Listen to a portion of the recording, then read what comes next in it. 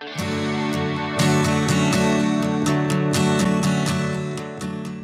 good day mga boss. Maraming salamat sa pagbisita dito sa ating YouTube channel. Ito pong nakikita nyo ay SLEX TR4 dito sa may Sariaya, Quezon.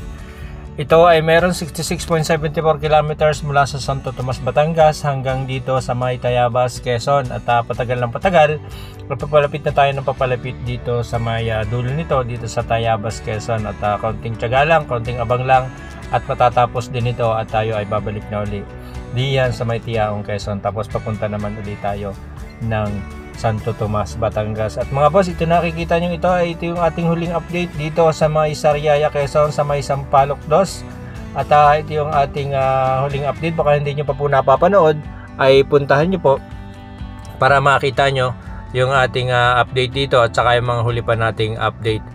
Medyo wala lang tayong palipad ng drone dito, kaya medyo makukulangan kayo sa ating vlog dito. At shoutout nga pala sa lahat ng mga taga Sariaya at saka dito sa Tayabas at sa mga karatig bayan pa nitong Sariaya, Quezon. Umpisahan na natin at nang makita nyo ng ating update dito sa may karugtong nitong Sampaloc 2.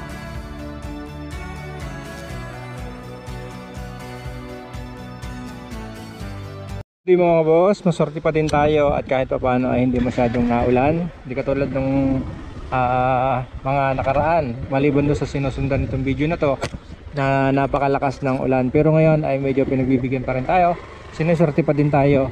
At ito nga alisan natin ito yung ating huling update dito sa SLEX TR4 Sampaloc 2, Sariaya, Quezon. At diyan naman tayo sa may kabilang yan, diyan sa may Mamala, Sariaya, Quezon. Yan naman yung ating dadaanan para makita nyo yung sitwasyon dito ng kakalsadahan.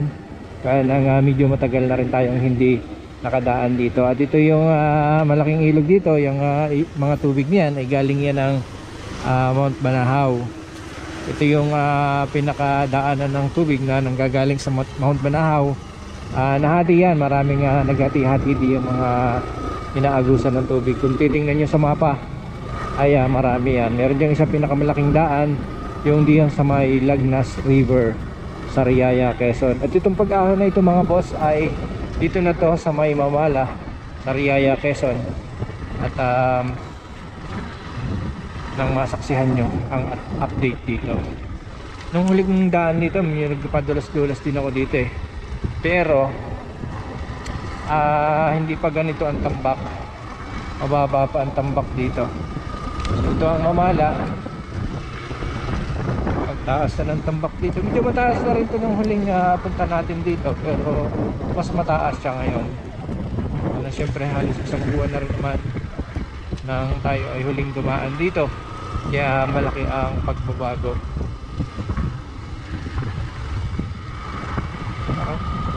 Parang flat ang gulong ko o malambot lang talaga ang kalsada? Ang gulong ko yata malambot. So Mamala 2, pansinin nyo mga boss ang ating paligid. At yun yung Mount Banahaw, natatakloban ng ulap. Oh, yun nga, natatakloban ng ulap. Nagulat lang ako. Parang nag-flashback sa akin yung huling daan ko dito. Umakyat ako dyan sa may taas na yan. Ito mababa pa doon, pero ngayon ay mataas na. So ayan, kung natatandaan nyo yung mga huling vlog natin dito ay nung nagpalipad tayo ng drone ay pinaikot ko diyan sa may tower na yan. Nakikitan lang ako na paliparan ng drone sa taas ng papaikutin diyan. Pero ngayon lugi tayo, lugi.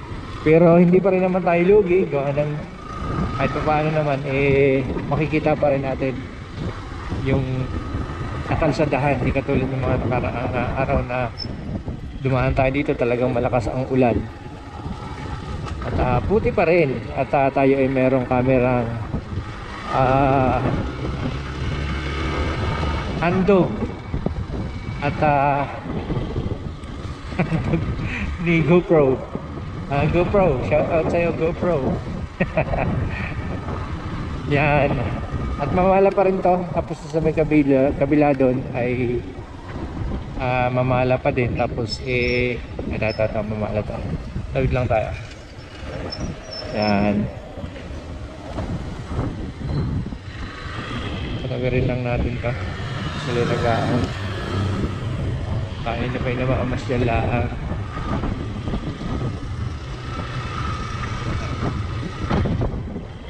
Ilog. Sa tubig dito. Ano itong ano. Sa may banda-banda riyan ay boundary na nitong mamala. Pero hindi ang boundary. Tambak dito ng lupa. Gawa ng ano, putol-putol siya. Merong kailangan lagyan ng tulay. Kaya inuuna yung tambak. Ganito kailangan din lang lagyan dito ng drainage na malaki. O kaya tulay na tulay. Ayan o. Kaya tinataasan yan. Malaki din itong anong ito. Malaki din itong ilog na to. Pero pagka yung tag-init, itong lugar na ito ay halos walang tubig o kakaunti ang tubig. Pero dahil nga maulan ngayon, laging may naagos na tubig. Galing kasi yan ang Mount Manahaw. So yan mga boss, ito na yung boundary ng mamala. At abanti pa tayo sa may banda-banda riyan. Yan na natin. Hindi nga itong video nito. Sa may itaas na yan. Tapos lang tayo nito.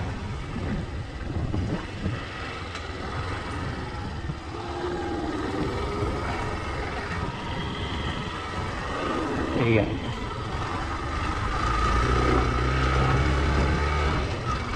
Okay. Ganda dito. Ang ganda dito. Okay mga boss. At andito na tayo sa may mamala. Ang ganda na dito. Hindi katulad ng huling punta natin noon. Kung tayo lang makakapagpalipad doon, papalipad tayo eh. Kaso nga hindi tayo makapagpalipad. Panang naambon. Ngayon wala nang ambon. Kaya na. So mga boss, dito na endingan ng video ito. At nakagawa na naman tayo ng isang maiksing video dito sa TR4. Maiksi man ito pero mahalaga na makita nyo itong binablog natin ito. Kaya maraming salamat mga boss sa panonood ng video ito. At kita-kita tayo sa susunod na video. Maiksi man pero laking bagay. Salamat po. Our hearts beat to the city streets. We began to feel the fire. We rise like tall buildings as the chemicals they take us higher. The night's young and it's just begun as she puts her hand